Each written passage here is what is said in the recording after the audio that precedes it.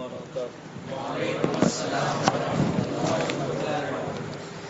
اللہ الرحمن الرحیم اللہم صلی علی سیدنا و مولانا محمد وبارک وسلم۔ مشرکہ عورت سے نکاح ہو سکتا ہے مسلمان مرد کا،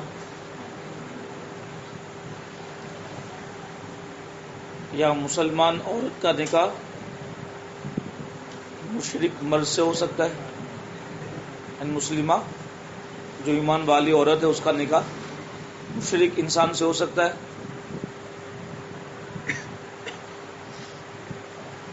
تو اسی طرح سے کیا کسی سنی صحیح العقیدہ کا نکاح یعنی مرد کا نکاح کسی شیعہ رافضی عورت سے ہو سکتا ہے،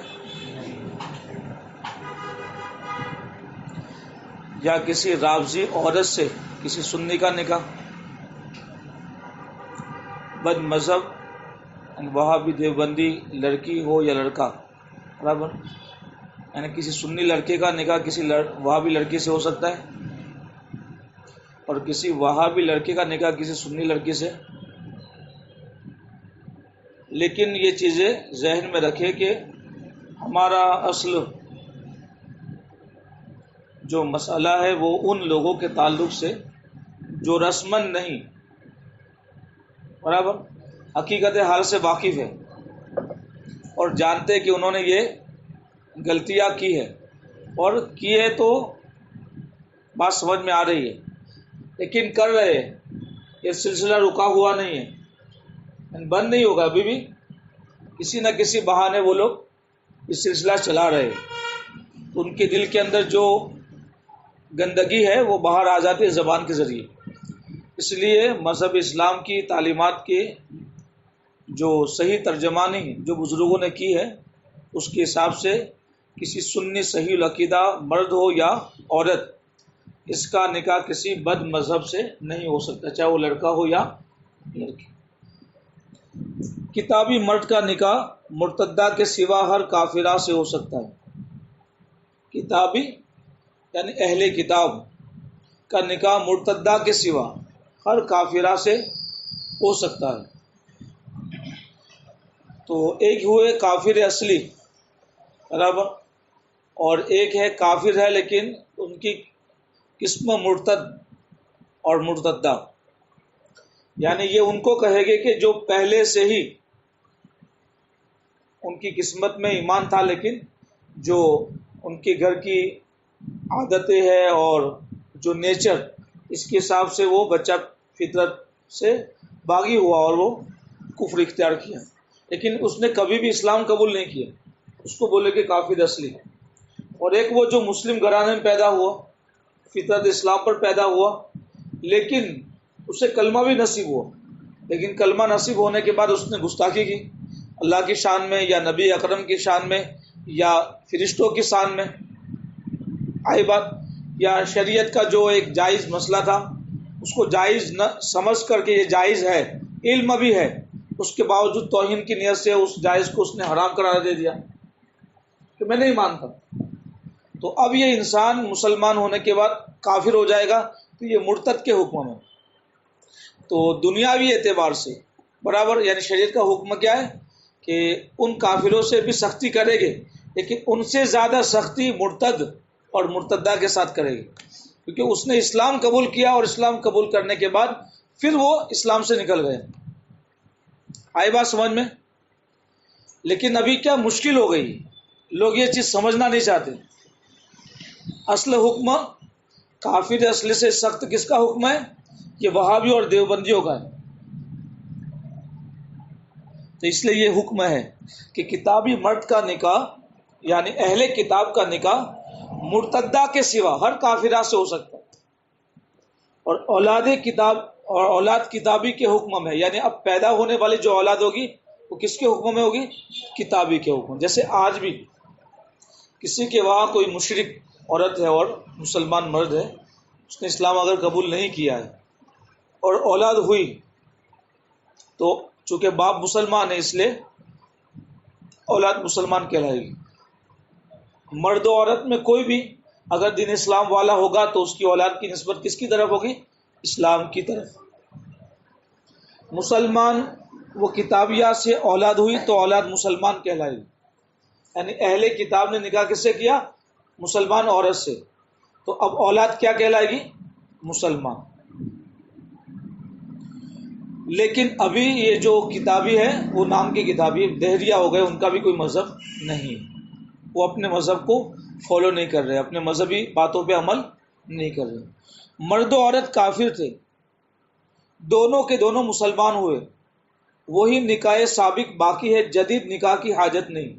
یعنی پہلے ان کی شادی ہوئی تھی، پھر ایک ساتھ انہوں نے اسلام قبول کر لیا، تو اب دوبارہ ان کو دوسرا نکاح کرنا ضروری نہیں ہے. کرے تو بہتر اور نہ کرے تو کوئی حرج کی بات نہیں. اور اگر صرف مرد مسلمان ہوا تو مرد عورت پر اسلام پیش کرے، یعنی اس کو دعوت دے اسلام کی. اگر وہ مسلمان ہو گئی تو اچھی بات ہے، فبیہا، ورنہ تفریق کر دیں، جدائی کی کر دیں. یعنی مرد مسلمان ہو گیا تو مرد عورت کے اوپر اسلام پیش کرے گا، اسلامی تعلیمات کے ذریعے اس کو اسلام مذہب کی طرف مائل کرنے کی کوشش کرے. اگر وہ مسلمان ہو جاتی ہے عورت اب تو ٹھیک ہے، ورنہ پھر وہ اپنے نکاح سے اس کو جدا کر دے. یوں ہی اگر عورت پہلے سے مسلمان ہوئی تو مرد پر اسلام پیش کرے. اگر 3 حیض آنے سے پہلے مسلمان ہو گیا تو نکاح باقی. یعنی ہر مہینے میں ہر خاتون کو جو بیماری والی ہے ان کو چھوڑ کر مہینے میں کچھ دن ناپاکی کے دن آتے، اس کو شریعت میں حیض بولتے ہیں. تو اگر 3 پیریل آنے سے پہلے اس کا گھر والا یعنی شوہر مسلمان ہو جاتا ہے تب تو نکاح باقی رہے گا، ورنہ بات کو جس طرح چاہے نکاح کر لے، اسے کوئی نکاح سے روک نہیں سکتا. یعنی عورت کا مذہب الگ ہو گیا، یعنی مسلمان ہو گئی، اور مرد مسلمان نہیں ہوا تو اس کا نکاح خود بخود ختم ہو جائے گا.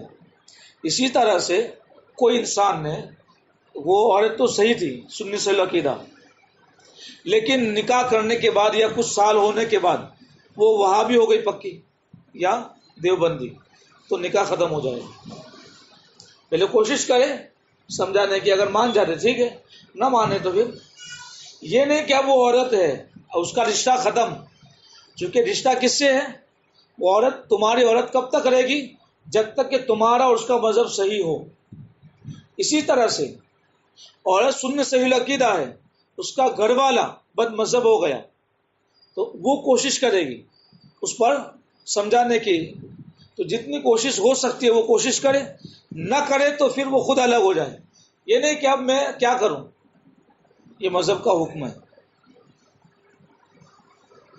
مسلمان عورت کا نکاح مسلمان مرد کے سوا کسی مذہب والے سے نہیں ہو سکتا. آگے بات، مسلمان عورت کا نکاح مسلمان مرد کے سوا کسی مذہب والے سے نہیں ہو سکتا. اور مسلمان کے نکاح میں کتابیہ ہے، اس کے بعد مسلمان عورت سے نکاح کیا، یا مسلمان عورت نکاح میں تھی اس کے ہوتے ہوئے کتابیہ سے نکاح کیا تو یہ صحیح ہے. لیکن یہ کتابیہ سے مراد وہ کتابیہ جو اپنے مذہب کی تعلیمات کو فالو کرتی ہو، مانتی ہو. لیکن ابھی اکثر جو مارکیٹ میں ہے وہ کہیں بھی ہو، وہ اپنے مذہب پر کما حق کو عمل نہیں کر رہے، اور اس سے نکاح کرنے میں اگر ہو بھی بالفرض تب بھی بہت سی برائیوں کا اندیشہ ہے. چونکہ اکثر رجحان کیا ہوتا ہے، آج بھی اگر وہ مذہب خیال کی عورت ہوتی ہے، یعنی وہ تو صحیح ہو لیکن اس کے ماں باپ اور اس کے رشتہ دار غلط ہوتے ہیں، تو وہ جب وہ ننیال میں جاتے ہیں نانی کے وہاں یا ماما کے وہاں تو پھر اس کا اثر کچھ نہ کچھ لے کے آتے. تو اس لیے حکم ہے کہ نکاح کرے بھی لے. شریعت نے منع نہیں کیا ہے کہ اگر لڑکی پکی سنی ہے تو ان شرطوں کے ساتھ نکاح کرے کہ اس کو عقیدے کی تعلیم، دیکھ تیرا رشتہ اور میرا رشتہ ہے، اور شریعت نے ان سے رشتہ رکھنے کا حکم ہے جو خدا اور رسول سے رشتہ رکھتے. تو اگر تو نے مجھے سنی سمجھا ہے اور سنی ہی سے رشتہ ہو سکتا ہے، اور تیرے ماں باپ یا تیرے رشتہ دار چاہے وہ ماما ہو یا خالہ یا پھوپھی ہو، کوئی بھی ہو، اگر ان کا عقیدہ غلط ہو چکا ہے تو اب ان سے رشتہ رکھنا واجب نہیں ہے، اب ان سے رشتہ توڑنا واجب ہے. آئی بات؟ یعنی وہ رشتہ اب چونکہ قرآن کی آیت میں ہے کل ان کان آباؤکم او ابناکم او اخوانکم او ازواجکم، یہ بہت ساری چیزیں ہیں. کبھی انشاءاللہ تعالیٰ جو تمہید ایمان کی کل گفتگو ہوئی تھی لیکن وقت نہیں تھا. تو وہ رشتے گنوائے مذہب نے کہ اگر یہ دین یعنی دین جو اللہ تعالیٰ نے ہمیں نبی پاک صلی اللہ تعالیٰ علیہ وسلم کی توسل سے عطا فرمایا ہے، اس دین کے راستے میں آڑے آئے، چاہے اولاد ہو، چاہے باپ ہو، چاہے بیوی ہو، چاہے پھر مکان ہو، مکان ایسی جگہ بسایا کہ ساری آبادی ان کی ہے، اور ان کی آبادی میں خطرہ یہ ہے کہ کبھی ان کی میت میں برابر، چونکہ اکثر دیکھو کبھی فیملی جوائنٹ ہوتی ہے، رشتے دار تو اب تو ہر ایک کے واٹس ایپ پر گروپ بنے ہوتے ہیں برابر، چونکہ ہمارا بنا ہے اور ہم نے کم از کم کئی بار تاکید کی کہ دوسرے کا بھی اگر میسج آئے تو مرحوم کا لفظ آپ نہ پڑھیں جب تک کہ اس کا عقیدہ پتہ نہ ہو، کیونکہ بد مذہب کو آپ مرحوم نہیں کہہ سکتے، مغفور نہیں کہہ سکتے، اس کے انتقال پر انا للہ و انا الیہ راجعون کے الفاظ نہیں کہہ سکتے، اور ہر کوئی لکھ دیتا فوراً۔ تو یہ مسائل جب آپ محفل میں آئے گے، علم سیکھیں گے تو پتہ چلے گا، آئے بات سمجھ میں آپ کو؟ تو یہ الفاظ یعنی کسی کے میت کی خبر دینے میں تکلیف نہیں ہے، لیکن اس کو مرحوم نہ کہے، مرحومہ نے رحم کیا ہوا، اس پر رحم نہیں، اس پر لعنت ہے۔ آئی بات سمجھ میں؟ رحم اللہ کی کس پہ ہوتی ہے؟ مہربانی، جس کا عقیدہ صحیح ہو۔ تو یہ سب چیزیں ہیں، باری کی بالی ہے، یعنی عقیدہ سنبھالنا بہت ضروری ہے، اور ایسے ایسے بہت سے واقعات ہیں۔ کبھی انشاءاللہ یہ موضوع میں جب جس طرح سے سرکل بن رہا ہے تو انشاءاللہ اس کو ہم شیئر بھی کریں گے۔ یعنی اب سب سے بڑی ذمہ داری کیا ہے؟ اپنے ایمان کو سنبھالنا۔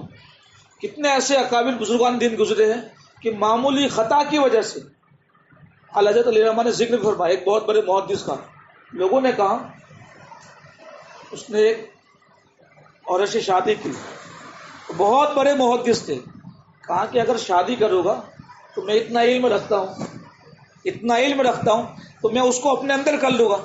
تو اتنے بڑے محدث ہونے کے بعد ذکر فرمایا نام کے ساتھ، میرے ذہن میں بھی وہ چیز نہیں ہے لیکن ایک اشارہ کر رہا ہوں، تو وہ عورت سے شادی ہوئی، وہ عورت ان کا ایمان بھی لے گئی اور وہ کفر میں مرے۔ تو یہ سب سے بڑی چیز ہے۔ کبھی لوگ کیا کہتے ہیں، ارے رشتہ داری رکھنے میں یا بات چیت کرنے میں تو کیا تکلیف ہے؟ ایسا نہیں ہے، تکلیف ہے، کیونکہ دوستی ہے نا، محبت۔ کبھی انسان کو دل میں بات، ارے حضرت کہتے ہیں تو حضرت کی بات بھی سن لیں گے، ادھر اپنا دوست ہے تو دوست کی بات، ہاں اپنا عقیدہ اپنے ساتھ ہے، یہ کہنا آسان ہے، لیکن شیطان جو آپ کے ساتھ ہے اور وہ اللہ تعالیٰ کی بارگاہ سے جب نکلا ہے، مردود بارگاہ الہی ہوا تو وہاں وعدہ کر کے نکلا ہے، اس تعلق سے گفتگو ہو چکی ہے کہ میں تیرے سارے بندوں کو گمراہ کر دوں گا سوائے اس کے جو مخلص بندے ہیں۔ یعنی جہاں ہمارے اندر یہ چیز پیدا ہو گئی کہ ہم کچھ کر سکتے ہیں، ہم کچھ نہیں کر سکتے، اللہ تبارک و تعالیٰ کی بارگاہ میں ہمیشہ عاجزی کرے، گریہ و جاری کرے، مولا جو تو نے ایمان کی نعمت ہمیں عطا فرمائی ہے، ہمیشہ اس ایمانی دولت کو ہمارے پاس سلامتی کے ساتھ تو رکھنا۔ یہ چیز کے لیے اللہ تبارک و تعالیٰ کی بارگاہ میں بارہا التجا کرے، اور رات کی تنہائیوں میں جب بھی آنکھ کھلے، اس لیے سونے سے پہلے بھی کلمہ شہادت پڑھ لیا کرے، اور جب بیدار ہو تب بھی کلمہ شہادت پڑھ لیا کرے، چونکہ آج رشتہ داری ایسی خطرناک ہو گئی ہے اور مسائل سکھانے ضروری ہے۔ یہ ہم ان کی باتیں کیوں شامل کر رہے ہیں آپ کو سراٹ کے ساتھ کہ یہ وہ چیزیں ہیں جو لوگوں کو دکھاتے نہیں ہیں۔ وہ لوگوں کو کیا دکھاتے؟ نماز دکھاتے، نماز بعد میں۔ اعلیٰ حضرت نے کل کی گفتگو میں 3 باتوں کا ذکر کیا۔ پہلے ایمان، صرف تعظیم بھی کام کی نہیں ہے، ایمان کے بعد تعظیم کام کی ہے، اور ایمان ہو تعظیم ہو تبھی عبادت کام برابر۔ اگر تعظیم نہیں ہے تو پھر ایمان بھی چلا جائے گا اور نماز بھی چلی جائے گی، کیونکہ تعظیم ہی وہ درجہ ہے جو ایمان کو بھی سنبھال کے رکھتا ہے، تعظیم کا معیار، اور عبادت کو بھی، کیونکہ با ادب ہوتا ہے نا وہ ہر جگہ پر قدم سنبھال کے چلتا ہے، اور بے ادب ابلیس کیا بنا؟ بے ادب بنا نا۔ ایمان والا تھا کہ نہیں؟ ایمان والا تھا تبھی تو جنت میں تھا، فرشتوں کا معلم اور جنت میں رہنے والا، اور عبادتوں کے تعلق سے آپ سب جانتے ہیں۔ تو چیز جو اس کو باہر لائی، کس چیز کی وجہ سے وہ جنت سے نکالا گیا؟ گستاخی کی وجہ سے نا۔ اور گستاخی آئی کیوں؟ تکبر۔ تو تکبر کبھی نہیں آنا چاہیے، اس لیے میں نے کہا عاجزی کے الفاظ۔ بس اسی بات پہ گفتگو ختم کرتے ہیں کہ ہم اپنے آپس کے اندر رشتوں کو سنی یعنی ایک دوسرے کے ساتھ اس تعلق سے، جیسے میں نے سنا، باہر سے سنا، الحمدللہ محسن بھائی کی یہ کوشش رہتی ہے کہ کوئی بھی پروگرام ہو تو اپنے گروپ کو ضرور یاد کرتے ہیں، اس سے فائدہ ہوتا ہے، بہت زیادہ فائدہ۔ تو رشتوں کے تعلق سے بھی آپ بیدار رہیں۔ مجھے پتا نہیں وہ چیز، لیکن مجھے ایسا گمان ہے کہ الحمدللہ کر رہے ہوگے، یعنی اپنے آپس میں جس کا رشتہ ہو تو اس تعلق سے بھی بیداری رہے، کہ اگر کسی کا رشتہ نہیں، چاہے اپنی بہن ہو یا دوست کی بہن ہو یا اپنا دوست ہو، تو اس کا رشتہ بھی کہاں لگنا چاہیے؟ سنت صحیح العقیدہ لڑکی سے یا سنت صحیح العقیدہ لڑکے سے، تاکہ یہ رشتے سے بھی اللہ تبارک و تعالی ہمارے دینی کام میں ہماری بہت زیادہ مدد فرمائے گا۔